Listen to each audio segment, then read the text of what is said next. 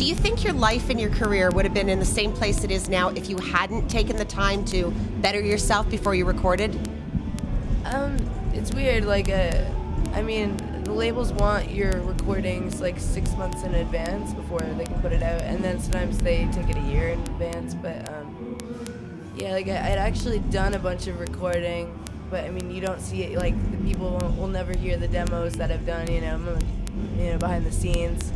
Like it just doesn't start with a record. It starts with writing and demoing, and so I mean, it starts with that, but it doesn't start with the finished product all of a sudden, obviously. So there's a lot of behind the scenes, that goes on, for sure. Yeah. So for the average fan, it seems like it's been a long time, but for you guys, you're working on it the entire time. Yeah. Yeah.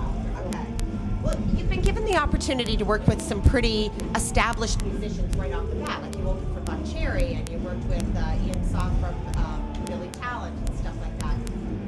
Who do you think that you learned the most from for your live performance, for your music, and about the industry?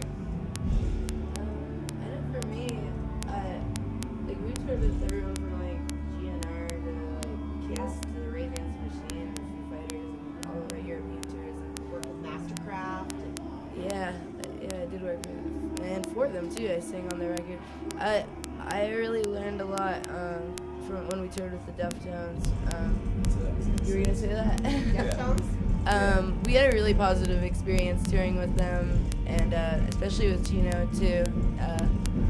Learned a lot, and he got what we were about and got us, which is important. Like I'm a big, huge, giant walking pussy of a person, and really? a big teddy bear, and not a lot of people understand that. Surprising. She's a whistle.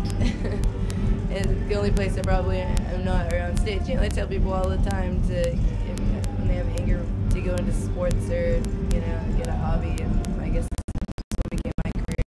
But yeah, the Deftones were definitely someone that taught us things, but we're also genuinely on and off stage. I think there was a lot to learn from them too, in the sense that when we toured with them, they were at the end of 15 months of touring straight, and they were still super positive, super just going at it like it was the first day of the tour every day, and that was just a real cool thing and a sign of you just gotta stay positive and appreciate what you're doing and where you are. No matter how tired you are or how long you've been doing the same thing every night.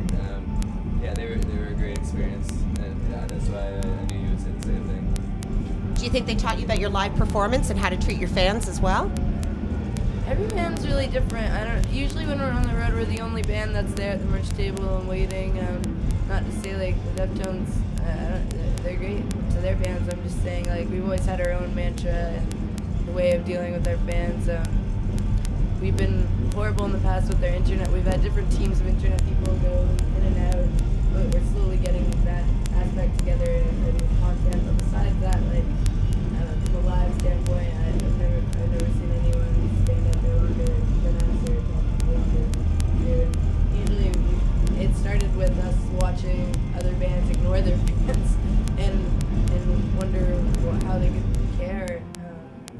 Just like freezing in the cold and watching them walk by. It was like, oh, okay, well, I know I'm nobody, but if you want to talk to me for a minute, that's cool. I learned from fans themselves, kind of just being shocked when we would, after a show, just hang out and chill with them. Like, they would be so surprised, and we didn't really understand, like, why. Like, we're just like, it's amazing that you're standing here talking to us. And I think just because of our fans, too, we still are and always will be. I thought that, I think that most bands are like that, but yeah, that just is just natural from a social standpoint too. Kind of like it makes the night a bit more exciting when you get to talk to a bunch of people, especially people who appreciate your music. Right. The night would be boring if you only hung out with each other. Yeah.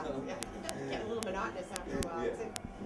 Well, to be put in with such prestigious bands right off the bat, you say you're a pussy. Well, did it play on your nerves at all right away, or were you just going with the flow?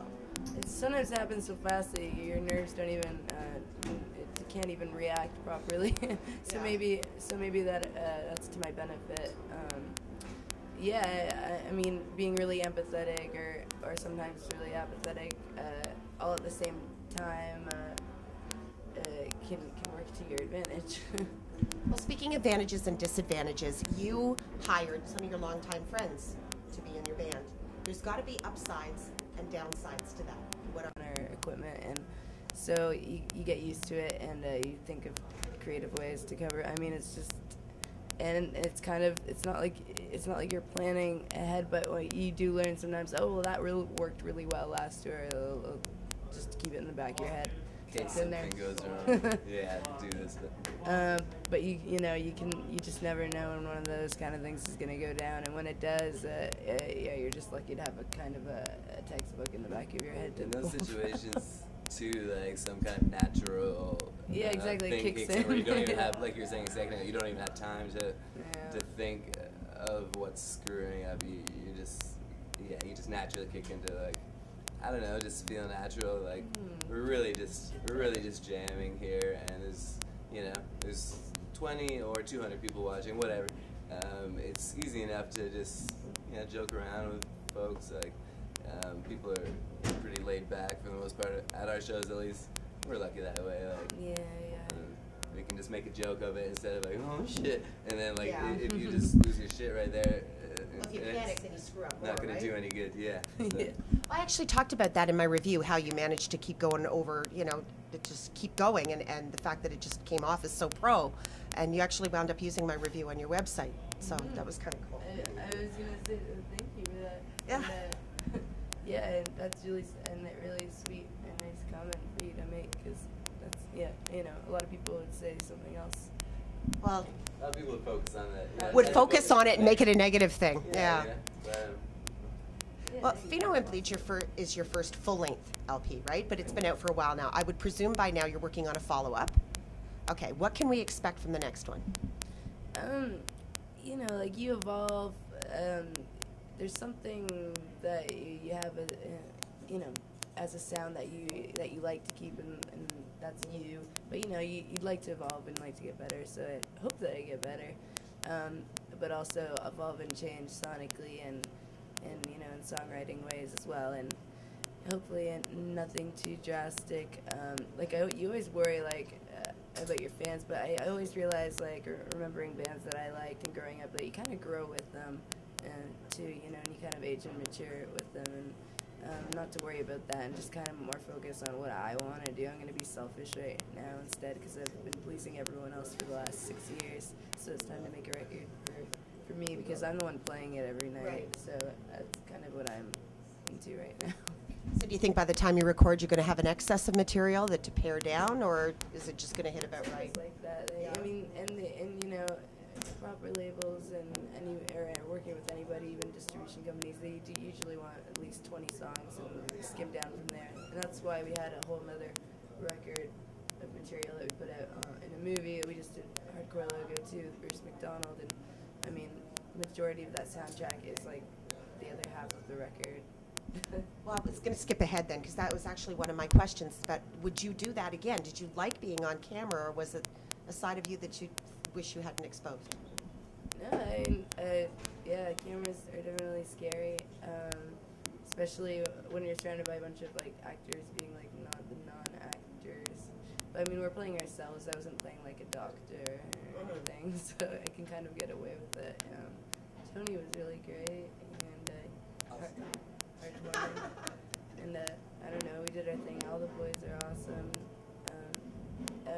Again, maybe it would be a little bit of a different experience if it wasn't the roles that we were playing, and if it wasn't Bruce. And Bruce puts Bruce McDonald.